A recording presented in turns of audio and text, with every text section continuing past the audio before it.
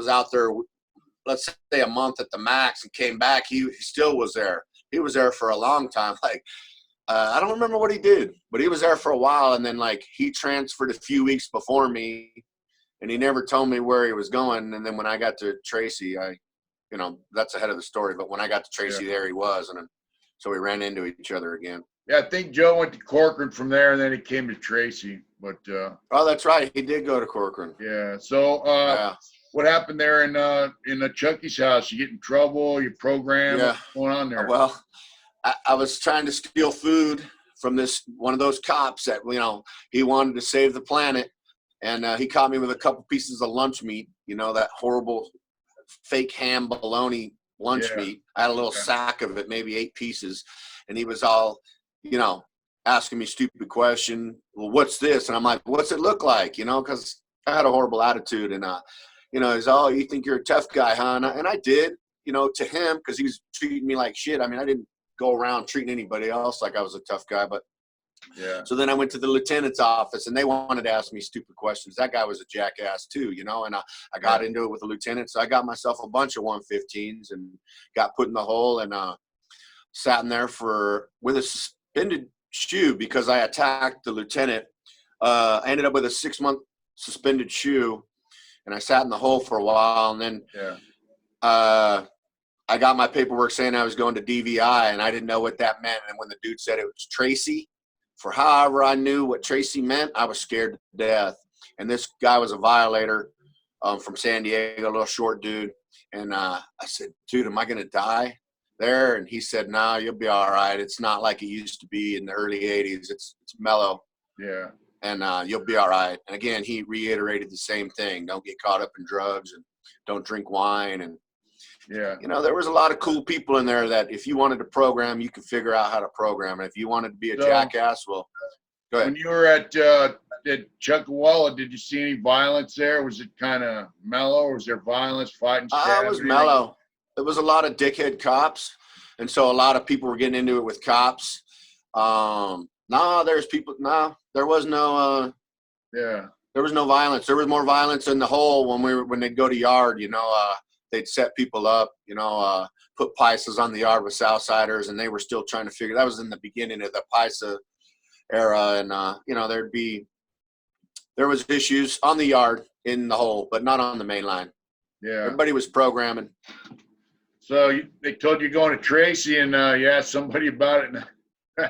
So Tracy used to have a pretty terrible reputation, when was that? When was its reputation bad? Late 70s, early 80s? When did it mellow out? All through the 70s, and then up to about the mid 80s. It was pretty violent. When I got there, it was still a little violence, but there used to be a joke, that when you get to Tracy, they gave you a trash can lid and a sword and R&R, to get out there. Yeah, that's funny you said that, because my cellie said that. He goes, oh, man, he messed with me. Now that you said that, he reminded me, he messed with me. He goes, oh, man, dude, when you get to R&R, they're going to give you a trash can lid and a knife. You're going to die. And I was like, and then he let me sweat it for a minute. And then we smoked a cigarette, and he let me start reading my book. We were reading books at the time, and he said, hey, man. Because I said, hey, is it for real? Am I going to die? And he said, no, man, you'll be all right. You'll be all right. If you want to program, you can program. And if you want to get caught up, you can get caught up. So. Right. So you got to Tracy, and how was that? How was your trip there at Tracy? It was definitely different. I went to Fish Row. You remember where Fish Row was? And there was 2 men to a cell. And I came from Chucky's house was a dorm. And I didn't like that. Because, they'd have races next to each other, and some races are louder than others, and some races don't have respect for each other, for others, for other people. And so, it was definitely different. And I definitely noticed people conduct themselves more like men instead of a bunch of little kids running around a dorm, like at a babysitter. A higher level prison. At that time, Tracy had level 3 and level 4 there. They built gun courts in the hallway so they could have level 4s at that prison. So, guys are definitely a little different. Yeah, it was definitely more upper. I mean, I'd say more not upper class, but you know, like militant. The dudes, you know, they all knew what they needed to do and how to do it, and they conducted themselves like that.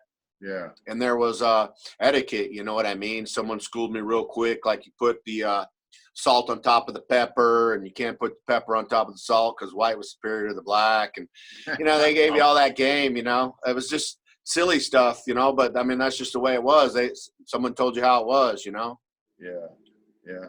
So who'd you sell? You got there, you got in the cells you sell it with Brian or somebody, right? When you first got Yeah, I there? ended up with Brian in, what dorm were you in, or wing were you in? I was in D wing.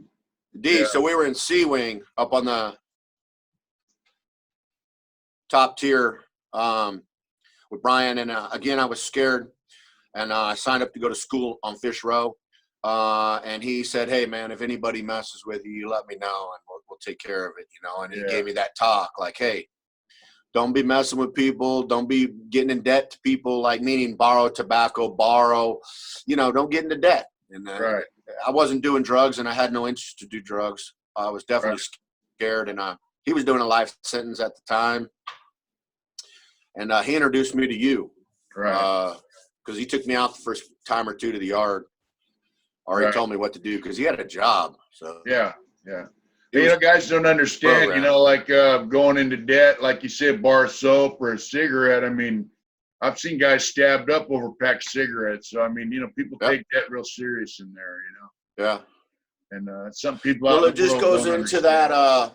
Well, that's the thing is people think, oh, well, if I don't have to pay that dude back for a pack of cigarettes or a 6-pack of soda, then fuck him. And then everybody starts taking advantage of him. So you're putting that guy in a bad spot. He's only doing what he has to do. And it just becomes a vicious cycle, you know? So you got into education, right? Yeah, I ended up going to education for 5 minutes. You know, that's just an exaggeration. I went to school and I had a horrible attitude and started thinking I was somebody. I don't know who the fuck I thought I was, but you know, I remember a cop pulling me aside and he's like, "What are you doing?" And I'm like, "What?" You know, like Vinnie Barbarino. You know, what? You know. Anyways, I ended up getting kicked out of school, and then I think that's when you told me, you're like, "What are you doing? You have an opportunity to get out. I don't.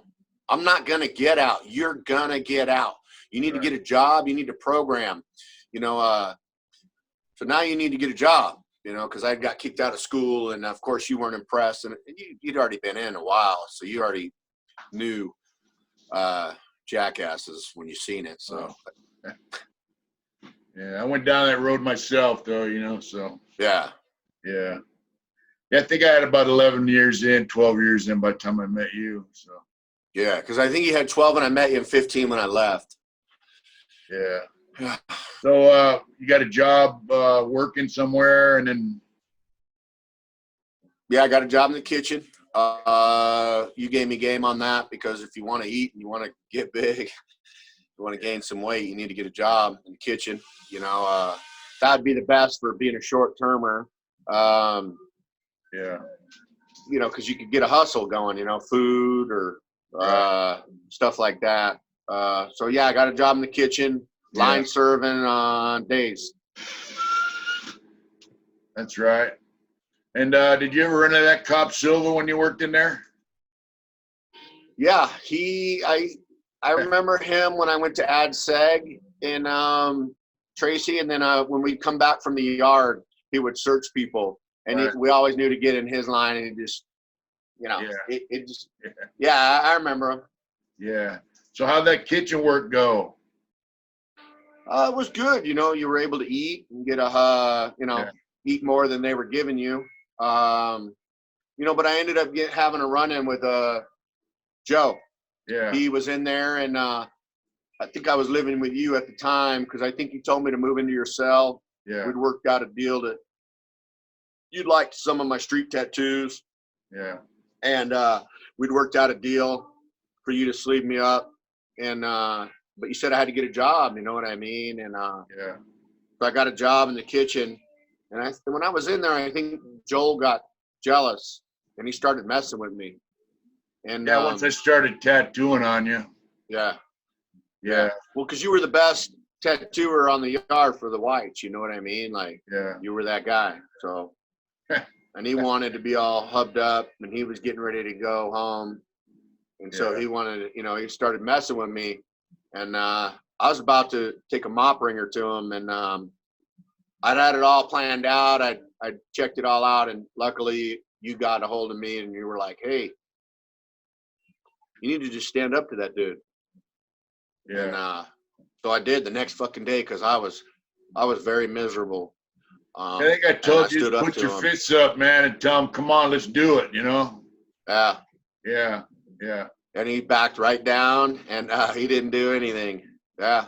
Yeah. Because I told him, I'm like, he was messing with me again. I tried to stay away from him. I'm like, "Hey, fuck you, man. You ain't nobody to be determined whether I deserve the ink or not. Like, right. This ain't. It wasn't like I was getting swastikas or lightning bolts or some prison gang. You know what I mean? Like, it was just I didn't tattoos. do those kind of tattoos. Yeah, well, you know what I mean? Like, who was he to tell me I don't deserve? It's not like I got lightning bolts, because when I got in, everybody was getting lightning bolts, and I figured out later that you had to earn them, and they weren't earning them, and whatever. Yeah. Just the shenanigans. Yeah, so you got some tattoos, and then I think they moved you out of my cell over to a dorm, and you got in a little mess there. Yeah, you'd lined a turtle on my back. You were going to do a whole sea scene on my back, an otter on my side. You'd already did my chest and my arms. Yeah. And so you'd lined my back, and they came to my cell one day and said, "Hey, you need to pack your stuff. You're going to the gym." They started using the gyms back then. Right. And you gave me game on what I needed to do and how I needed to do it. Yeah. And but I didn't want no heat on you. You know what I mean? I didn't want them messing with you or your cell. So yeah, I just went, and then when I got there, I got in trouble with a cop. That's how I got I got sent to the hole again. And one of them cops that want to mess with you. She came by. I was a girl cop. She was a crime fighter. bitch. Yeah, crime fighter. Yeah. And I'm sitting on my bunk, miserable, because I didn't like dorm living. I'd already came from it, going to a cell at Tracy into a dorm. I was miserable. And so two miserable people hanging out, I ended up getting in a wreck and going to the hole. Yeah. And they let you out of the hole, but you couldn't come back to D-Wing. They sent you over to C-Wing, I think. Yeah, then I went to C-Wing and lived with a guy named Dorm, another lifer. I ended up with a lot of lifers. Maybe there was just a lot of lifers there. Yeah, but that dude, Dorm, hadn't had a cellie in a long time, and we lived together. And after living with Brian and you, two other lifers, I knew how to program, so he liked me. And yep, I ended up back in a cell. I think I was back in C-Wing again. Yes, you paroled from Tracy. Yeah, I paroled from Tracy in December 7th. I saw you the day you left, as a matter of fact. Yeah. I think you knew I was leaving because you were in the hallway, and the hallway only had a few people moving around. And yeah, you kind of interviewed me a little bit, like, "Hey, what are you going to do? What do you, what you got plans?" And you could tell by my my answers, you're like, "You'll be back." And that bummed me out because I didn't want to come back, but I didn't know any other way of life. I really didn't. I didn't know how to conduct myself. I didn't know how to not get high on the streets. Because I'd done it since such a young age. I didn't know how to get a job. I mean, I'd had jobs prior to that, but, I didn't know how to live life on life's terms. Yeah. So you did tell me that when I was leaving, like, you'll be back. And I remember doing a couple violations, Lancaster, a couple in the county. You were right. I remember saying Mitch was right. And so you went to Orange County, right? Yeah. Yeah. Yeah, I'd be in Orange County around, because I had places to stay, garages, cars, or people have apartments. I could sleep on the couch. I wouldn't be out very long. You know the revolving door. I'm sure you've seen hundreds of people. Yeah, I've seen a lot stay of out very back, long. yeah. Yeah. But up until one of my third terms at Lancaster violations, I always thought it was my crime partner, the parole agent, the cops were profiling me. And then one day, my last term, I went to Lancaster and my cell door closed and I didn't have anybody in there. And Yeah. I realized I had a drug problem, and I broke down and realized it wasn't nobody's problem but mine, and I was the only one doing it to myself. Right. Yeah, it's a hard thing to face up to, you know, Yeah. that we are our own worst enemy. So Yeah. you paroled from Lancaster last time you were in prison? Yeah, I went there twice on a violation. Both times I ended up on D yard. I mean, I know the yards have all changed. You know, who knows what the yard is nowadays, but they definitely changed all these prisons and all the yards. Yeah. Back then, D yard was mainline, and it also had the SAP program. Yeah, horrible food there. Horrible program. They still had weights. The ass into the weights. The warden at that time said if long as nobody stabs each other on these fucking weights or don't beat each other up with them, they'll stay out here. And then after I left, eventually Arnie just said, "Oh, they all had to go." You know what I mean? And they ended up taking the weights. you were still able to smoke back then too. Yeah. So Buffing and puffing. yeah, buffing and puffing. Yeah, I used Buffing to and do that. I puffing. used to dip Copenhagen and smoke and Yeah. drive. Had a dip in. Yep. Yeah. Yeah. So you kind of woke up a little bit before you got out.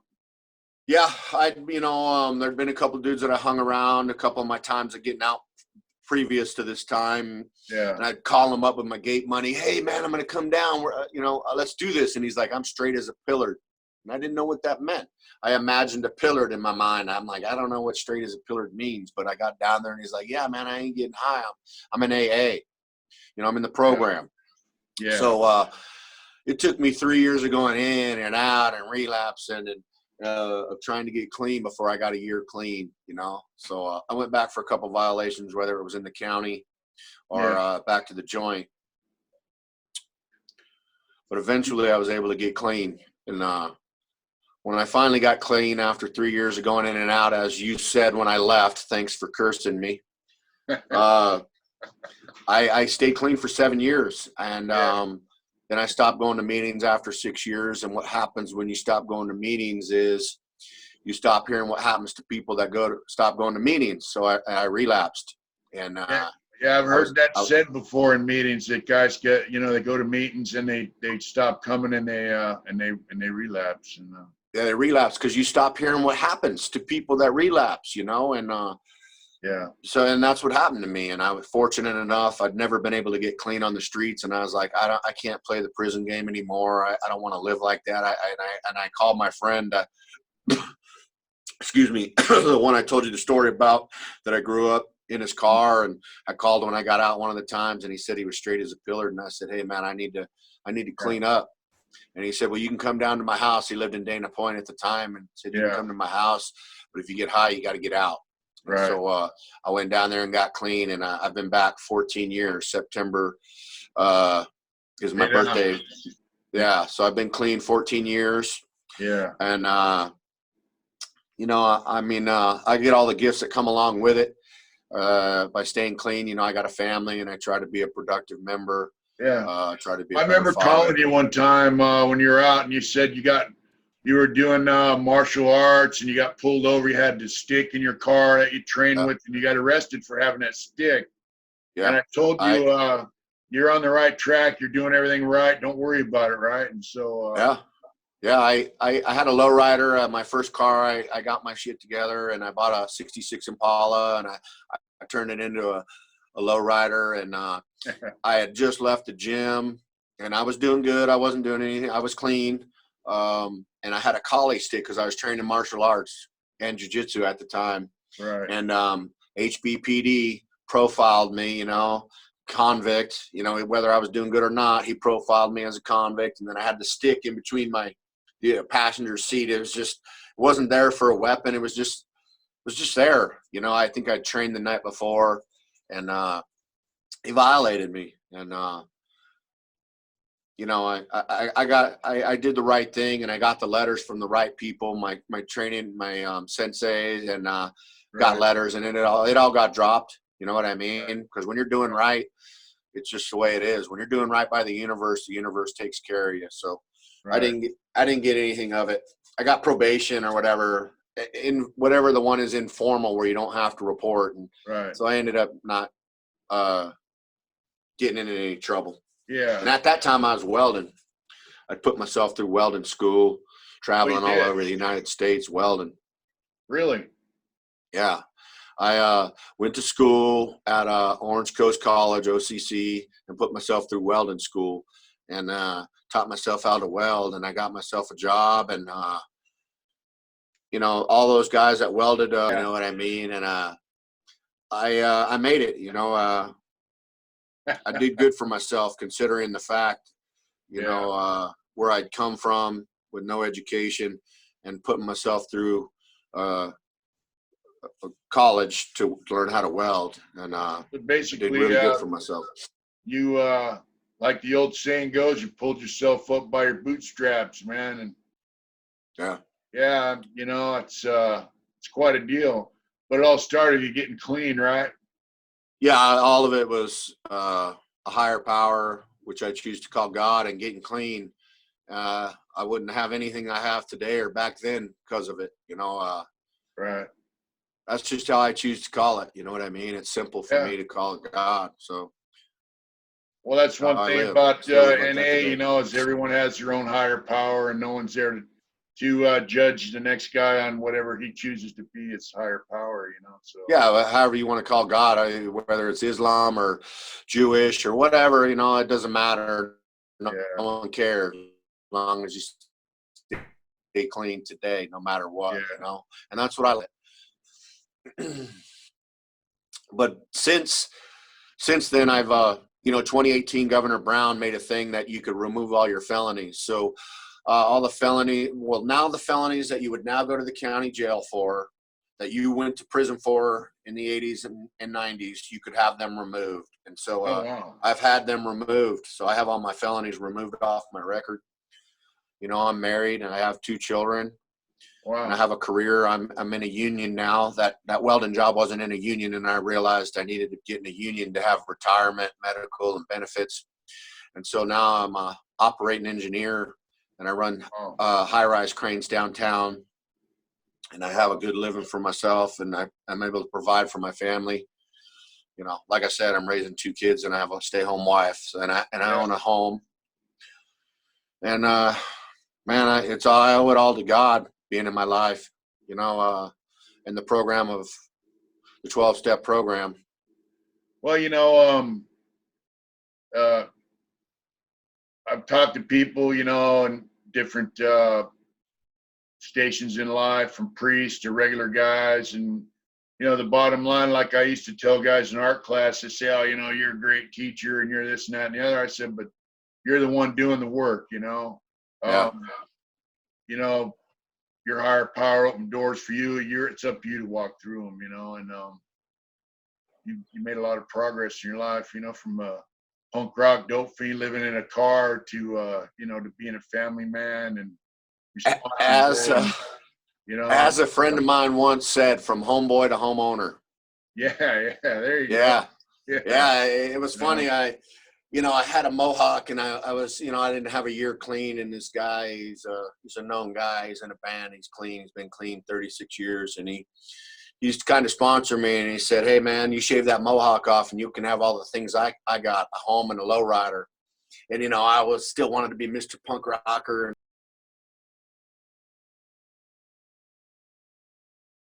you know, I ended up shaving my head, and you know what? He was right. I ended up getting a lowrider, and this is my second home. You know, I left one behind in a relationship because it was just the right thing to do, walk away and start over. I bought one, I'll buy another one, you know. And so, you know, you had a little tragedy in your life, and, you know, the way you're living now helped you cope with that, from what I understand. I mean, the program's definitely helped me, having mentors and a sponsor and a God in my life. I'm definitely able to figure out, navigate my way through things. You know, one of the mentors I have is a judge who, when I got out and lived in a recovery home, he was a lawyer. And so he's seen me go from ex-con, talking with my hands and brother, and, you know, that, you know, just how people conduct themselves, to the father that I am today, and now he's a super high powered judge. He's way up there. He's seen me grow. You know, I've seen him go from a lawyer to a high powered judge to he's seen me go from ex-con to a father, you know, a father figure that I am. And so I have mentors in my life, and he's on the one for life, on life's terms. I have one in the crane industry. I have just for different situations, you know, how to conduct myself, because I don't know what I'm doing. I don't. And I'm able to admit that to you. I don't know what I'm doing as a father, but I see a therapist. And like I said, I talk to my sponsor, and I work steps, and I try to become a better man. There's no Surround owner's myself. manual. There's no owner's manual that comes with children, right? Yeah, there is. So, you know, and you know, part of the program is to be honest, open, and willing, and you know, open-mindedness and willingness. Yeah. And to be honest enough with yourself to realize, you know, you don't have all the answers, and reach out to people that you can confide in, you trust a little bit.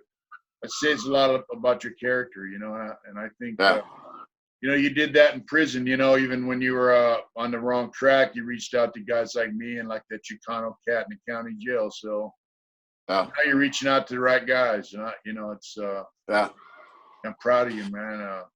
You know, I appreciate it. You know, I'm glad you made it out, and you get another chance at life out here on life's terms, you know, and still with your wife, and you got it going on like nobody's business.